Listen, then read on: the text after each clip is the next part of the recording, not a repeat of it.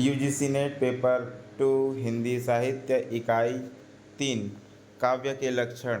काव्य कवि के द्वारा जो कार्य संपन्न हो उसे काव्य कहते हैं। लक्षण किसी वस्तु अथवा विषय के असाधारण अर्थात विशेष धर्म के विषय में कथन करना उसका लक्षण कहलाता है।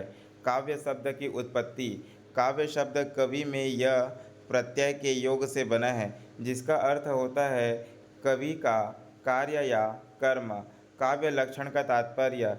काव्य का स्वरूप, काव्य का अर्थ, काव्य की परिभाषाएं काव्य लक्षण कहलाती है। काव्य लक्षण के 3 भागों में बांटा जा सकता है। संस्कृत आचार्यों के द्वारा दिए गए काव्य लक्षण, हिंदी आचार्यों द्वारा दिए गए काव्य लक्षण, पाश्चात्य आचार्यों द्वारा दिए गए काव्य लक्षण। हिंदी आचार्यों द्वारा दिए गए काव्य लक्षण को 2 भागों में बांटा जा सकता है। भक्ति काल। भक्ति काल, रीतिकाल आचार्यों द्वारा दिए गए काव्य लक्षण, आधुनिक आचार्यों द्वारा दिए गए काव्य लक्षण। संस्कृत आचार्यों द्वारा दिए गए काव्य लक्षण।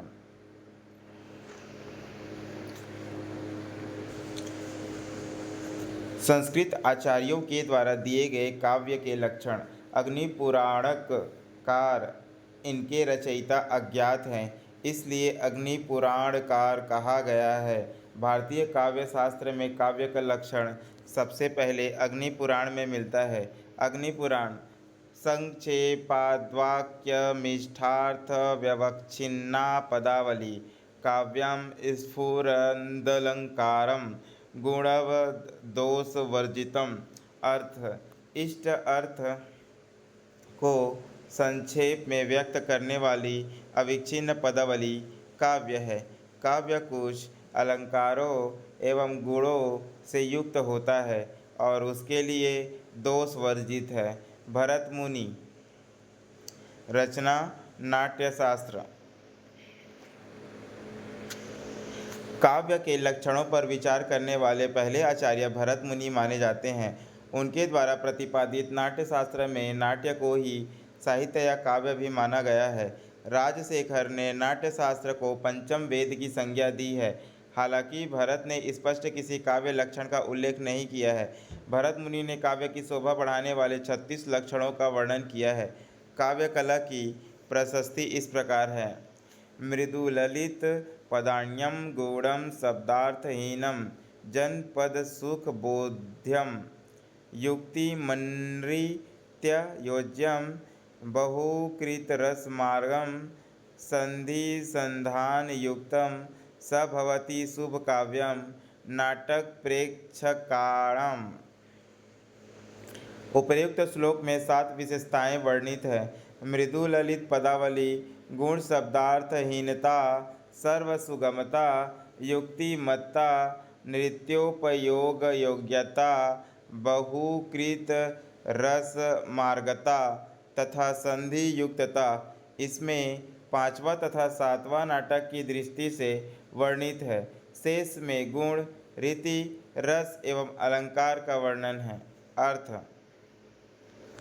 कोमल एवं सुंदर पदों से युक्त गुण अर्थ से हीन शब्द जो जन समूह को सुख दे, जिसमें युक्ति और नित्य की योजना हो, जो रस का मार्ग प्रशस्त करने वाला हो अर्थात आनंद देने वाला हो तथा संधि संधान से युक्त हो, वह नाटक दर्शकों के लिए शुभ काव्य होता है।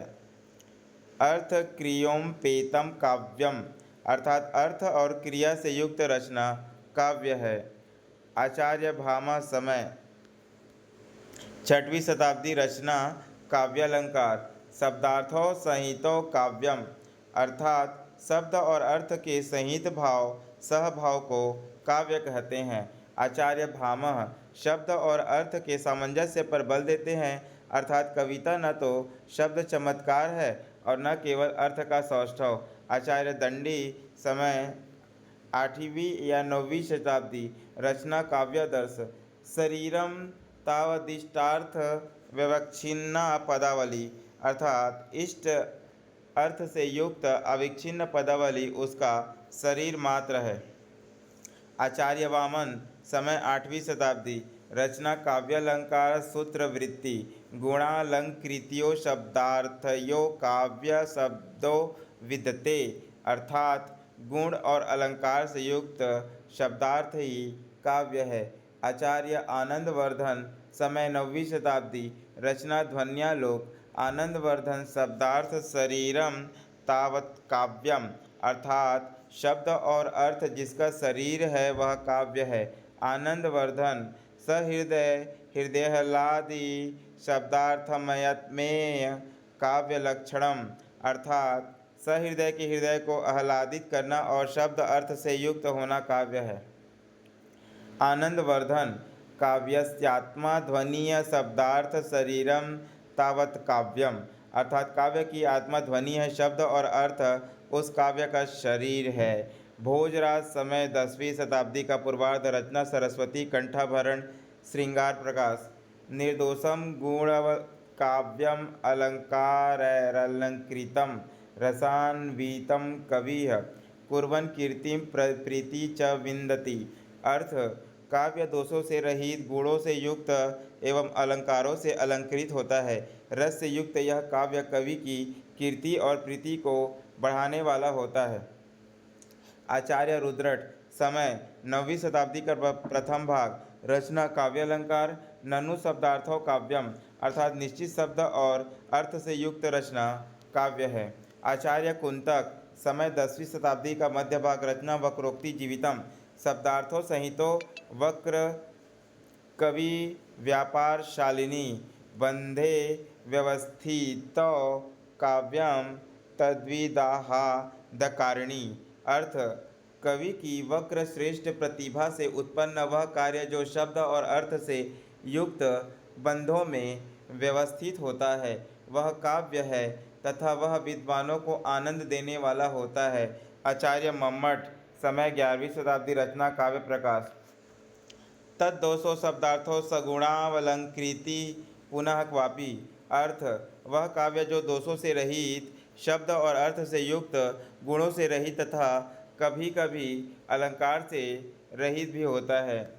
आचार्य वाग्भट्ट, समय 1121 से 1266, रचना वाग्भट्टालंकार। साधु शब्दार्थ संदर्भ गुणालंकृकार भूषितम स्फुटरीति रसोपेतम काव्यम कुर्वित कीर्तये, अर्थ श्रेष्ठ शब्दार्थ एवं गुण एवं अलंकारों से सुसज्जित रीति एवं रस से युक्त रचना काव्य है। ऐसा काव्य कवि की कीर्ति करने वाला होता है।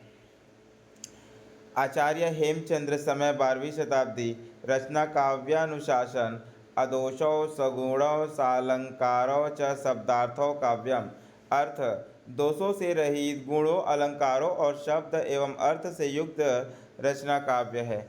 आचार्य जयदेव, समय 13वीं शताब्दी, रचना चंद्रालोक। निर्दोषो लक्षणवती सरिति गुण भूषिता सालंकार सानेक वृत्तिर्वाक काव्य नाम भाक, अर्थ दोष रहित, लाक्षणिक रीति युक्त गुण युक्त, अलंकार सहित रस युक्त, वृत्ति युक्त रचना काव्य है। आचार्य विद्यानाथ, समय 13वीं शताब्दी, रचना प्रताप रुद्र यशो भूषण। गुणालंकार संहितो शब्दार्थो दोष वर्जितो गद्य पद्यो भरमय काव्यम काव्यविदो विदुः। आचार्य विश्वनाथ, समय 14वीं शताब्दी, रचना साहित्य दर्पण। वाक्य रसात्मक काव्यम, अर्थात रस से युक्त वाक्य ही काव्य है। पंडित राज जगन्नाथ, समय 17वीं शताब्दी, रचना रस गंगाधर। रमणीयार्थ प्रतिपादकः शब्दः काव्यम, अर्थात रमणीय अर्थ का प्रतिपादन करने वाला शब्द ही काव्य है। हिंदी आचार्यों द्वारा काव्य लक्षण। भक्ति काल एवं रीतिकाल के आचार्यों के द्वारा दिए गए काव्य लक्षण। भक्ति काल आचार्य द्वारा दिए गए काव्य लक्षण। तुलसीदास, कीर्ति भनति भूति भल सोई, सुरसरी सम सब कर हित होई, अर्थात तुलसीदास सब का हित करने वाली साहित्य रचना को काव्य मानते हैं। किन्हें प्राकृत जन गुण गाना, सिर धुनी गिरा लागी पछिताना, तुलसीदास भक्ति काल के कवि हैं, आचार्य नहीं हैं। उन्होंने लोकहित के लिए लिखा है। रीतिकालीन आचार्यों द्वारा किया गया काव्य लक्षण। केशवदास रीतिकाल के प्रथम अलंकारवादी आचार्य माने जाते हैं। यद्यपि सुजाति, सुलक्षणी, सुबरन, सरस, सुवृत, भूषण, बिनु न बिराजई, कविता बनिता मित, चिंतामणि, सगुणालंकार सहित दोष रहित जो होई, शब्द अर्थ ताको कवित कहत विबुध सब कोई।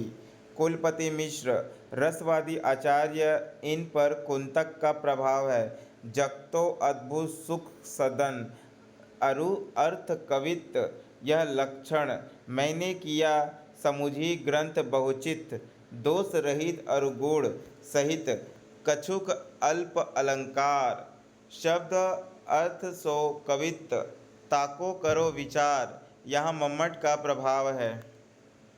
सोमनाथ, इन्होंने काव्य में छंद को हिंदी में पहली बार महत्व दिया है। सोमनाथ, सगुण पदार्थ दोष बिनु पिंगल मत अविरुद्ध, भूषण जुत कवि कर्म जोज, सो कवित कहि बुद्ध।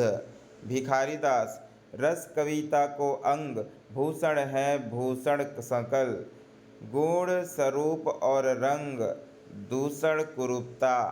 देवी प्रकाश, शब्द जीव तिहि अर्थ, मन रसमत सुजस शरीर, चलत वह जुग छंद गति, अलंकार गंभीर, शब्द सुमति मुख ते कढ़े, लय पद वचननी अर्थ, छंद भाव भूषण सरस, सो कही काव्य समर्थ्य। यह शब्द रसायन रचना से है, अर्थात विद्वानों के मुख से निकले हुए वे शब्द जिनमें अर्थ का सहभाव होता है, जो छंद भाव अलंकार एवं रस से युक्त होते हैं, विद्वान काव्य कहते हैं।